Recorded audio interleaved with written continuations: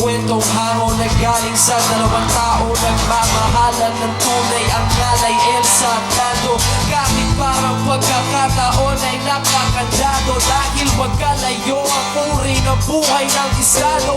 Buhay ni Lando ay di nalalayo sa marami. Sinulo ng araw ang kulay ng balat at marami ng galon ang pawis sa kanya na idilig sa lupa upang ang putong ay di na masuklian para luwa habang ang babae kanya minamahal ay sagana. Ngunit kabilang sa pamilya na di alintana o makipagkapatao sa mga tulad niyang dukla, kaya pa may patuloy ang pagmamahal. Ayoko na nakaupo, Ayoko na nakaupo, kayo namang tumayo.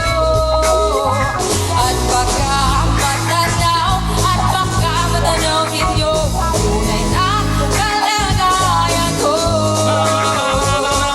Walang galang na po sa tao nakaupo. Alam niyo bang pantakan ang bigas namin ay di puno. Tiging ang bahay namin ipinagtagpig-tagpiyero sa gabi. Sobrang init, tumutunaw na yelo na di kayang ilagay sa ilaw ay nagpangtulong na tubig.